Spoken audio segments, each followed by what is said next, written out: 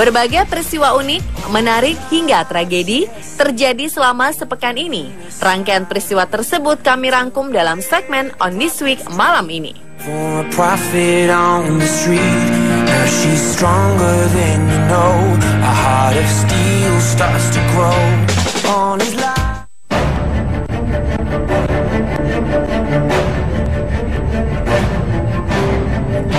Pria Kanada bernama Kaishu yang berusia 27 tahun ketahuan menyembunyikan benda mencurigakan di celananya yang basah ketika akan melewati perbatasan. Ternyata dia menyembunyikan 51 kura-kura di dalam celananya untuk diselundupkan. Dalam pengadilan, dia mengaku bersalah. Kura-kura itu diikat dengan plester di dalam celananya. Aksi Shu itu rupanya bagian dari upayanya mencoba menyelundupkan lebih dari 1.000 kura-kura. Selama pengadilan terungkap, dia memesan kura-kura itu melalui internet, kemudian membawanya ke Amerika Serikat untuk kemudian mengirimkannya ke Cina. Dia pun terancam hukuman maksimal 10 tahun penjara. Jaksa Sarah Woodward mengatakan, Shu sebelumnya sudah biasa menyelundupkan kura-kura senilai 415 juta rupiah, 1,1 miliar rupiah, dan 17,3 miliar rupiah. Shu saat ini masih dalam penahanan. Menurut petugas bernama Ken Adams, setelah mengambil kotak paket, dia bersembunyi di belakang truk, kemudian keluar dengan ada tonjolan mencurigakan di celananya yang basah. Dia tengah berusaha kembali ke Ontario, Kanada, tapi dihentikan oleh otoritas perbatasan yang kemudian menemukan 51 kura-kura terikat plester hingga ke kakinya.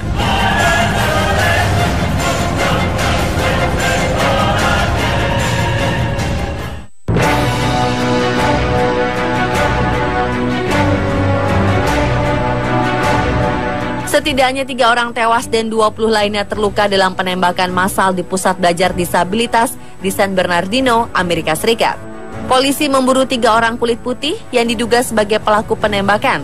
Penembakan terjadi di Inland Regional Center, organisasi non-profit untuk disabilitas. Organisasi berumur 44 tahun itu memiliki 670 pegawai dan bekerja sama dengan lebih dari 30.000 orang di San Bernardino dan Riverside. Polisi telah mengidentifikasi identitas salah satu dari 3 tersangka yang terlibat penembakan massal tersebut. Dia adalah lelaki 28 tahun bernama Syed Farouk. Sosok pria ini tercatat pernah bekerja sebagai pegawai Dinas Kesehatan San Bernardino, termasuk mengelola pusat pelayanan difabel di Inland Regional Center yang menjadi sasaran penembakan. Penyidik Biro Investigasi Federal FBI, David Botwich, mengatakan ada indikasi serangan menewaskan 14 orang dan melukai 17 lainnya itu terkoordinasi dengan baik. Seluruh pelaku memakai senapan AK-47, SR-15, serta memakai penutup kepala. Ketiga pelaku juga mengenakan rompi anti peluru. Kediaman Farouk di distrik Redland segera dikepung oleh polisi. 3 pelaku sempat kabur naik mobil van warna hitam, namun berhasil dikejar di jalan bebas hambatan selang 1 jam setelah insiden. Baku tembak terjadi antara aparat dan 3 tersangka di jalanan. 2 pelaku tewas dan 1 lagi ditahan. Insiden di San Bernardino menjadi peristiwa penembakan paling mematikan di Amerika Serikat dalam 3 tahun terakhir.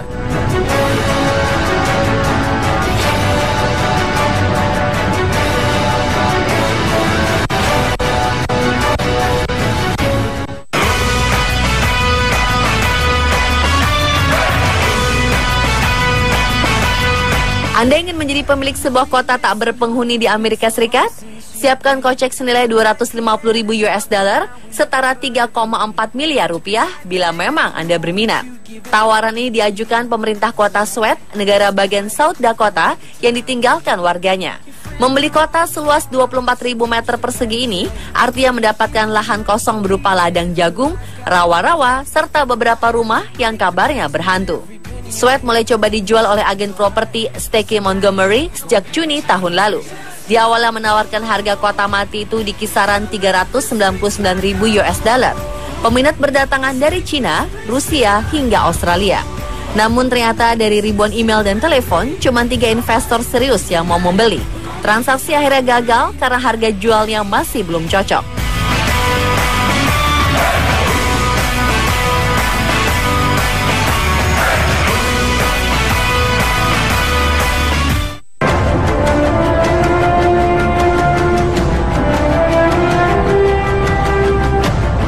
Kepolisian ibu kota London, Inggris, sedang mengejar kelompok yang sengaja meneror pria dan wanita gendut beberapa pekan terakhir. Kelompok ini bernama Overweight Haters Limited, sering beraksi di jalur kereta bawah tanah. Polisi bergerak setelah muncul banyak laporan dari warga. Mereka resah melihat penumpang kereta yang mengidap obesitas disodori kartu oleh orang-orang yang mencurigakan. Di kartu itu tertulis, kalian tidak sakit atau kelebihan berat badan, karena sudah nasibnya. Kalian sebenarnya jenis manusia rakus. Kami membenci manusia rakus. Tulisan kartu ini juga menghina orang-orang gemuk, menyebut mereka lebih buruk daripada babi. Salah satu penumpang memberi kesaksian di stasiun Oxford. Seorang pria menyodorkan kartu berisi kebencian itu kepada penumpang perempuan berbadan besar. Dia hanya mengucapkan, "Hai gendut, baca ini." Kemudian bergegas turun di stasiun berikutnya setelah si perempuan menangis terseduh-seduh. Otoritas transportasi London berjanji akan menindak kelompok pembenci pengidap obesitas itu.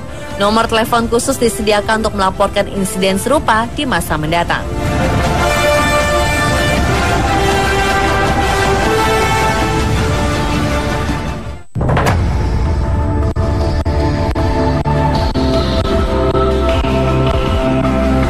Selama 2 bulan terakhir, peristiwa misterius terjadi di pantai barat laut Jepang. Setidaknya 11 kapal kayu terdampar di beberapa lokasi Fukui dan Ishikawa. Di dalam kapal-kapal itu terdapat 22 jasad sudah membusuk. Kapal berisi jasad itu terdampar berturut-turut.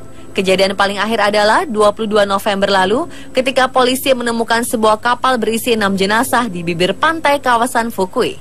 Total ada 34 kapal, baik kosong melompong maupun berisi jasad, terdampar di lepas pantai Jepang. Kondisi jasad begitu mengenaskan karena diperkirakan berminggu-minggu terapung di kapal setelah tewas, sehingga otopsi ataupun penyelidikan sulit dilakukan. Patroli pantai Jepang berjanji akan melacak dari mana dan mengapa penumpang kayu itu tewas mengenaskan. Dari temuan awal, kemungkinan para korban adalah nelayan asal Korea Utara. Ada aksara Hangul di sisi beberapa kapal bertuliskan Tentara Rakyat Korea.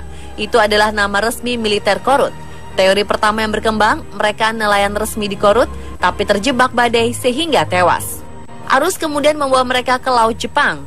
Beberapa tahun terakhir, nelayan dari semenanjung Korea memang sedang rajin berburu cumi-cumi di perairan dekat negeri Sakura. Para nelayan itu berulang kali diusir patroli Laut Jepang karena kedua negara tidak punya perjanjian bidang maritim. Namun teori lain menyatakan mereka adalah warga Korut yang berusaha kabur dari negaranya menyeberang ke Korsel, tapi di tengah jalan terkena musibah. Ini didukung data bahwa kapal berisi jasad ataupun kosong melompong lalu terdampar di Jepang sering terjadi. Pada 2013, otoritas Laut Jepang menemukan 80 kasus kapal kosong atau berisi jasad di tepian pantainya. Berikutnya, tahun lalu, kasus serupa terjadi 65 kali.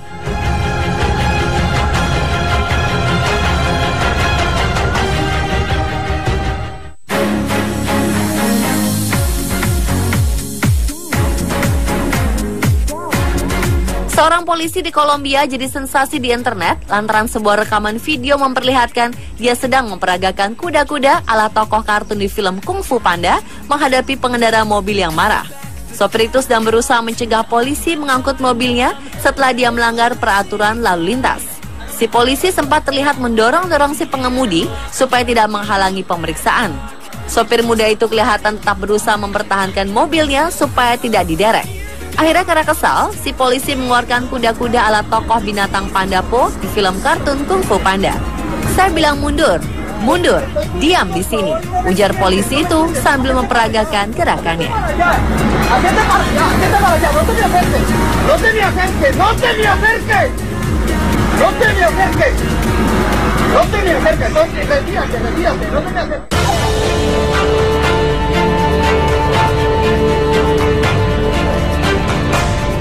Sebuah hukuman bisa mempermalukan seseorang diterapkan di Brasil. Sasarannya adalah para pengguna akun Facebook yang sering berkomentar rasis. Proyek ini disebut rasis virtual konsekuensi nyata dan merupakan hukuman berupa cuplikan foto dan status pengguna Facebook yang berkomentar rasis ditampilkan di papan iklan pinggir jalan. Sanksi sosial ini diharapkan dapat menjadi kampanye anti-rasisme efektif di negeri Samba itu.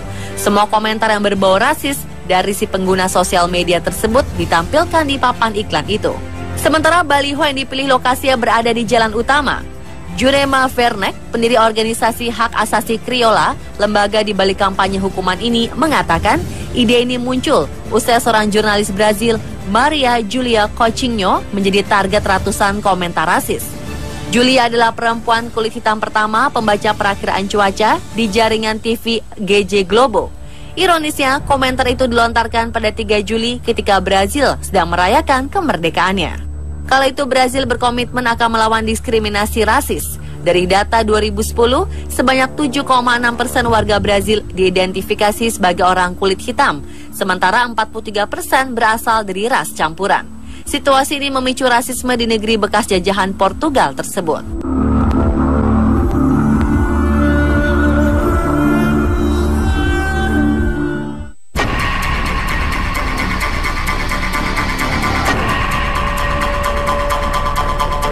Insiden kena drone kembali terjadi.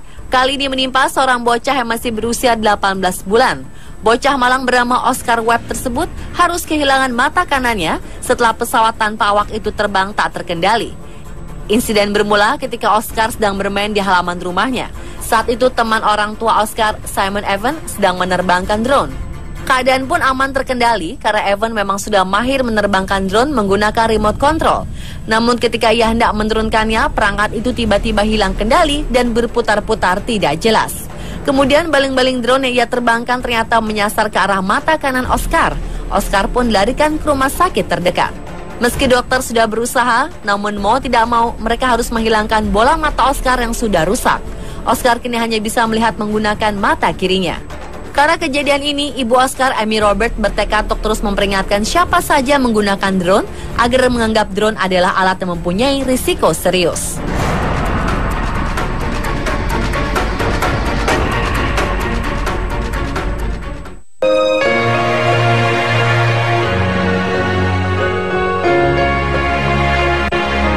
Tidak seperti kebanyakan orang saat ini yang sangat menyukai wifi gratis.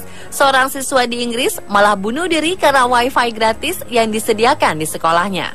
Keputusan mengejutkan itu diambil oleh gadis berusia 15 tahun bernama Jenny Fry karena tidak kuat dengan alergi wifi yang ia derita. Ia pun ditemukan tewas di dekat rumahnya. Sang ibu Debra mengatakan jika kini dirinya sedang memperjuangkan kasus yang menimpa putrinya. Ia juga mengatakan jika Jenny kerap mengalami kelelahan ekstrim, sakit kepala, bahkan masalah buang air kecil karena gelombang elektromagnetik. Jenny sendiri sebenarnya sudah mengeluhkan masalah alergi wifi ini sejak tahun 2012 silam. Namun belakangan ini kondisinya semakin parah. Wifi yang terpasang di rumahnya pun akhirnya juga diputus oleh orang tua Jenny. Kendati demikian, wifi yang ada di sekolahnya tidak bisa diputus begitu saja. Sekolah Chipping Norton School bersikeras tetap memasang wifi dan akhirnya itu membuat Jenny depresi. Debra mengatakan saat Jenny menjauh dari router wifi, dia langsung merasa baikan. Meski begitu, ia tak bisa terus menghindari dan tidak ada yang bisa dilakukan untuk mengatasinya. Ia pun depresi dan akhirnya bunuh diri.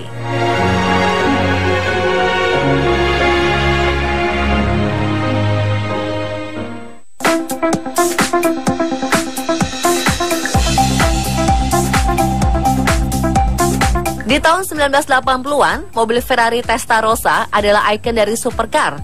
Banyak orang rela melakukan apapun demi mendapatkan mobil mewah tersebut, seperti seorang pria asal Prancis ini. Pria yang tak disebutkan namanya itu rela membeli Ferrari Testarossa yang sudah hancur seharga 15.000 euro atau sekitar 218,6 jutaan. Tentu bagi sebagian orang, ini adalah hal yang sia-sia. Namun rupanya pria ini semangat untuk menghidupkan kembali supercar tersebut menjadi sempurna dan bisa kembali melaju. Bahkan ia menamai proyek tersebut sebagai My Red Madness. Proses restorasi Ferrari Testarossa ini terus didokumentasikan sejak awal, bahkan mulai dari diangkut dengan derek gendong dan datang ke garasinya. Perlahan tapi pasti, proses restorasi dilakukan dengan santai dan berlangsung selama 6 tahun. Dan pria ini pun berhasil menjadikan Ferrari Testarossa ringsek seperti barang baru.